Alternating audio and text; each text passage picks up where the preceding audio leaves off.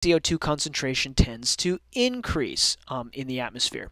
So we do see this normal increase, decrease, increase, decrease. However, the trend over the decades has been up and up and up.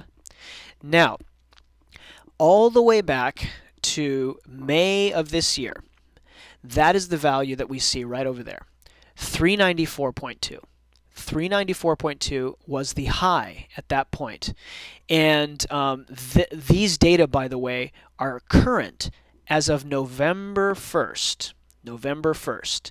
So, oh, I take that back. These are current as of November 30th. November 30th.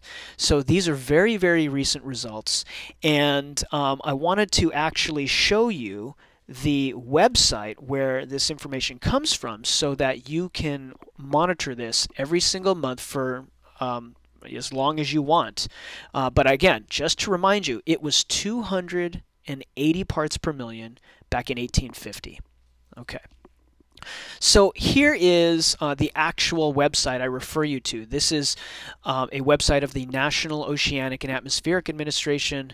They are the government, the U.S. federal government agency in charge of monitoring the weather, monitoring climate, and all of that kind of stuff. And this is the CO2 concentration measurement device that is currently mounted on Mauna Loa Observatory. And this is just for the last 6 years or so. And notice that it always peaks more or less in May, and then you see this drop. And here's kind of where we're at right now. So my question to you is, where are we going to be in May of 2012?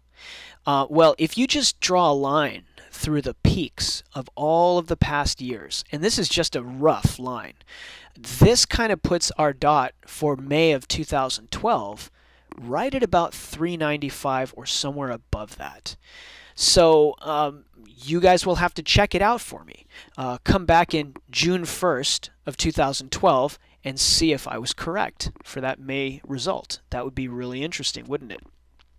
Okay, so this argument is raised by a lot of naysayers in the media about those things that might cause CO2 to naturally increase, and they cite a lot of climatological historic data that it turns out is correct, but they misuse that information, and the problem is that the public is usually not informed enough to be able to determine what is good information and what is bad information. So let me explain to you what the quote-unquote natural warming of our planet would be a result of.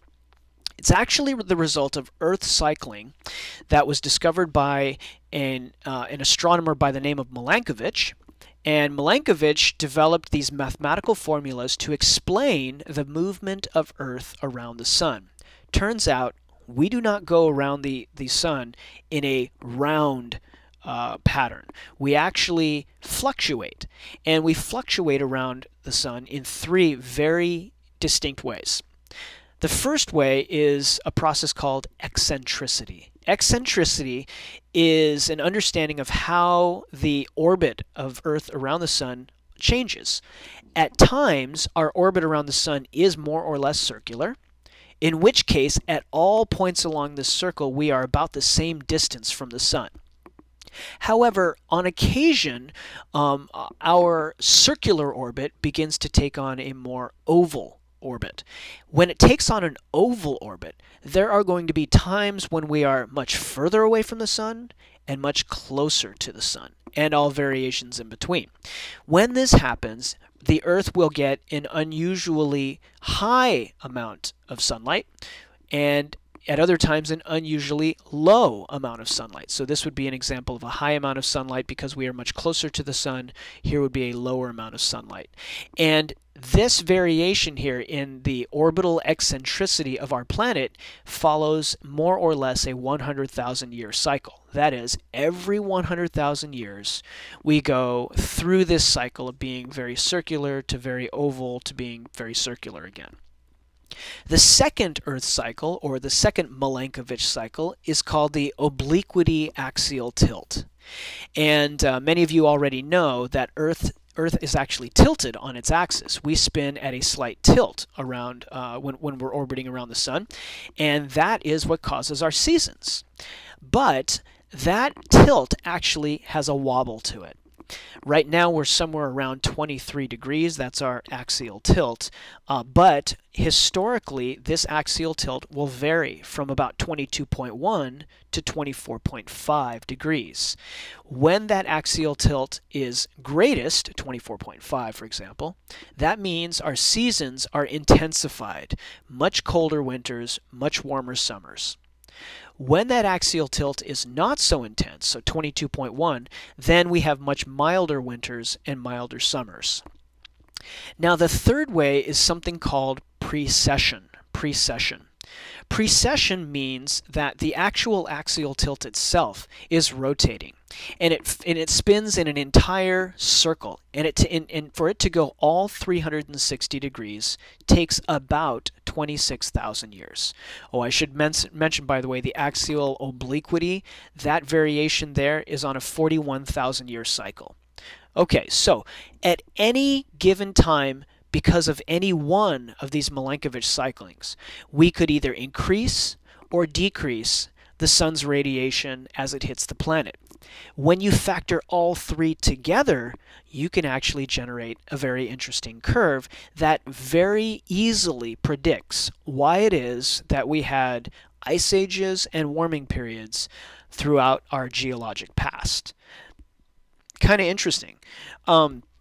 Let me show you what that looks like actually if we were to graph the amount of CO2 that we have in our atmosphere for the last 650,000 years. 650,000 years, because this information is coming from ice cores and mud cores.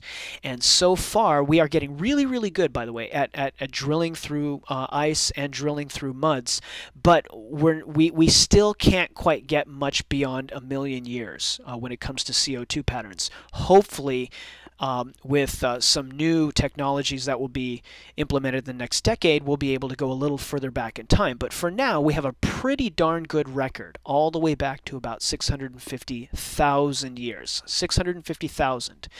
And what you're looking at here is the amount of CO2 in the atmosphere and the subsequent temperature on the planet.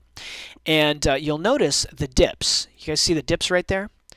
Those are consistent. Those are consistent with Milankovitch cycling, and it predicts the 7 ice ages pretty darn well. And we also have 7 warm periods in the last 650,000 years. Again, very consistent with Milankovitch.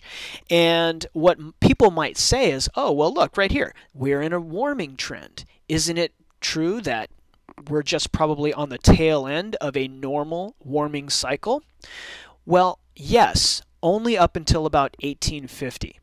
You see, I have conveniently left off the part of the graph that includes 1850 to the present. Let's go ahead and add that. That's what it looks like now. This is not consistent with Milankovitch cycling. In the summer of 2011, we hit 394.2 parts per million in our atmosphere, and in the last 650,000 years, our CO2 concentration on the planet has never even come close to that. So this is why scientists are so concerned, climate scientists in particular, but not just climate scientists, geologists, biologists, physicists, chemists are all very alarmed by this. And so this is not in dispute. There is not a single person, a qualified, bona fide person in science that disputes these findings. And this is also not based on just a single paper. This is based on mountains and mountains of evidence, all pointing to the exact same culprit. These are not scientists. They're all colluding with each other, calling each other on the phone, and telling each other to forge their data or to make stuff up. Everybody is arriving at the exact same conclusion to the problem. So, it is a scientific consensus. The fact that the Earth is warming and that humans are to blame is not controversial in science. It is only controversial outside of science. Is there a data controversy? No. There is no controversy about the data. While scientists may disagree on small things like how the data are collected, people might demand that the data be a little bit more robust in one area here or another area there. The overwhelming mountain of evidence is such that nobody disputes the overall theme here, the overall message. Now, is there a political controversy? You bet there is. So what do? This is you. You know, you're not going to be a climate expert in your life. Maybe you are, but probably not. So who should I believe? Should I believe the data? Should I believe the scientists? Or should I believe the politicians that are telling me one thing, or the newscasters that are telling me something else? Well, let's go back to science, to our discussion of the scientific method and of evidence in general. Remember, we don't believe in science. We don't use that word because belief implies that we are accepting something with no evidence at all. So this is actually just a trick question there. Well, let's cross that out. Really what you need to say in science is, what should I trust? You should always go with the argument that contains the most evidence. In science, we are an evidence-based method of gathering information. So, what should I trust? You should trust the evidence. That's what you should trust. And so, in light of all of this, here's a quote from Mark Twain. It's actually kind of sad because even back in the days of Mark Twain, people understood this about the human psyche. What gets us into trouble is not what we don't know. It's what we know for sure that just ain't so.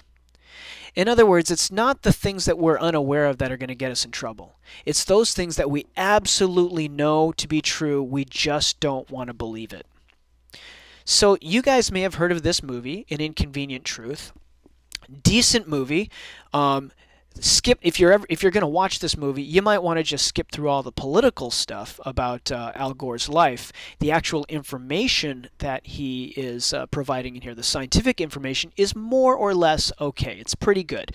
The movie's a little outdated, but one thing that I think is kind of interesting is some of the things that he had mentioned in the movie that would come to pass certainly have come to pass. Now, this is not a prediction that Al Gore made. He was simply relaying the sentiment of the science of the day back when the movie came out, and all of that is really bearing out. And it's not a predictive thing. We're not making predictions here. We are simply reading the evidence and coming up with the only logical conclusion. Well, what about skeptics, right? I've heard there's so many skeptics out there. That's probably what you're thinking right now. Well, let me introduce you to a couple of things here. You know, and by the way, you can certainly go out and do your own research on this. I highly recommend that you do. Again, stick to scientific sources, though. Here's a guy by the name of John Coleman, and he's a weatherman, or he was. He was a weatherman at KUSI News in San Diego. He considers himself a skeptic, and you know, he's a weatherman. He's a weathercaster. I mean, doesn't that give him some clout? Isn't he a credible person? Aren't meteorologists scientists? Well, just to clarify, he's not at KUSI anymore. And I wanted to provide a link here. I'm going to just click on this link and show you just a couple minutes of the video. We will not have the time to view it all, but you can go and view the whole thing. I want to point a few things out because this email was actually, or this link was sent to me in an email years and years ago, and the person asking me to watch this, he actually, it sounded so convincing to him, he wanted to know what my opinion of the video was. So let's go ahead and take a look at it. I'm going to ask you if you were convinced by the video, and then we're going to cover some of the problems with his argument. So here we go.